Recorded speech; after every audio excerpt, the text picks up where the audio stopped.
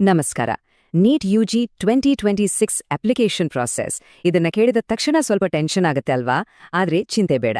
ಈ ಇಡೀ ಪ್ರಕ್ರಿಯೆಯ ಪ್ರತಿಯೊಂದು ಹಂತವನ್ನು ನಾವು ಒಟ್ಟಿಗೆ ಸರಳವಾಗಿ ಅರ್ಥ ಮಾಡ್ಕೊಳ್ಳೋಣ. ಹೌದು, ವೈದ್ಯಕೀಯ ವೃತ್ತಿಜೀವನದ ಕಡೆಗೆ ಇಡುವ ಈ ಮೊದಲ ಹೆಜ್ಜೆ ತುಂಬಾನೇ ಮುಖ್ಯ. ಹಾಗಾಗಿ ಸ್ವಲ್ಪ ಗೊಂದಲ, ಸ್ವಲ್ಪ ಒತ್ತಡ ಆಗೋದು ಸಹಜ. ಆದರೆ ನಾವು ಜೊತೆಗಿದ್ದೇವೆ. ಈಗ ಅಪ್ಲಿಕೇಶನ್ ಹಾಕೋದು ಹೇಗೆ? ಇದನ್ನು ಒಂದು 6 ಸಿಂಪಲ್ ಸ್ಟೆಪ್ಸ್ನಲ್ಲಿ ನೋಡೋಣ. NTA ಹೇಳಿರೋ ಹಾಗೆ ಹಂತ ಹಂತವಾಗಿ ಮುಂದುವರಿಯೋಣ. ಮೊದಲ 3 ಹಂತಗಳು ತುಂಬಾ ಈಸಿ. ಸ್ಟೆಪ್ 1, ಬೇರೆಲ್ಲೂ ಹೋಗ್ಬೇಡಿ, ನೇರವಾಗಿ NTAದ ಅಧಿಕೃತ ಪೋರ್ಟಲ್ಗೆ ಹೋಗಿ. ಸ್ಟೆಪ್ 2, ಅಲ್ಲಿ ನ್ಯೂ ರಿಜಿಸ್ಟ್ರೇಷನ್ ಅಂತ ಇರುತ್ತೆ, ಅದನ್ನ ಕ್ಲಿಕ್ ಮಾಡಿ ಬೇಸಿಕ್ ಡೀಟೇಲ್ಸ್ ತುಂಬಿ. ಆಗ ಒಂದು ಅಪ್ಲಿಕೇಶನ್ ನಂಬರ್ ಬರುತ್ತೆ, ಅದನ್ನ ಜೋಪಾನವಾಗಿ ಇಟ್ಕೊಳ್ಳಿ, ತುಂಬಾ ಇಂಪಾರ್ಟೆಂಟ್. ಸ್ಟೆಪ್ 3, ನಿಮ್ಮ ವೈಯಕ್ತಿಕ ಶೈಕ್ಷಣಿಕ ವಿವರಗಳನ್ನೆಲ್ಲ ತುಂಬಿ. ಇಲ್ಲಿ ಮಾತ್ರ ತುಂಬಾ ಕೇರ್ಫುಲ್ ಆಗಿ ಡಬಲ್ ಚೆಕ್ ಮಾಡಿ ತುಂಬಿ.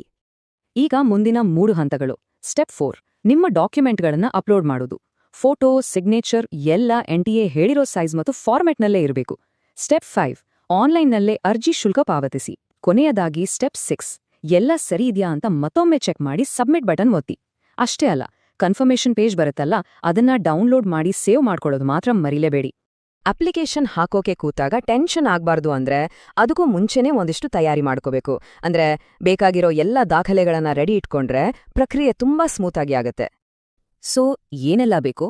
ನಿಮ್ಮ latest passport size photo, post card size photo, ನಿಮ್ಮ ಸಹಿ, ಹೆಬ್ಬೆರಳಿನ ಗುರುತು ಇವೆಲ್ಲವನ್ನೂ ಸ್ಕ್ಯಾನ್ ಮಾಡಿ ಇಟ್ಕೊಳ್ಳಿ.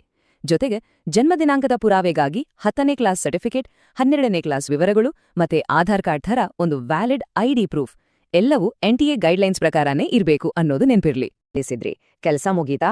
ಇಲ್ಲ, ಇನ್ನೂ ಕೆಲವು ಚಿಕ್ಕಪುಟ ಆದ್ರೆ ಇಂಪಾರ್ಟೆಂಟ್ ವಿಷಯಗಳಿವೆ, ಅವುಗಳ ಬಗ್ಗೆನೂ ತಿಳ್ಕೊಳ್ಳೋಣ.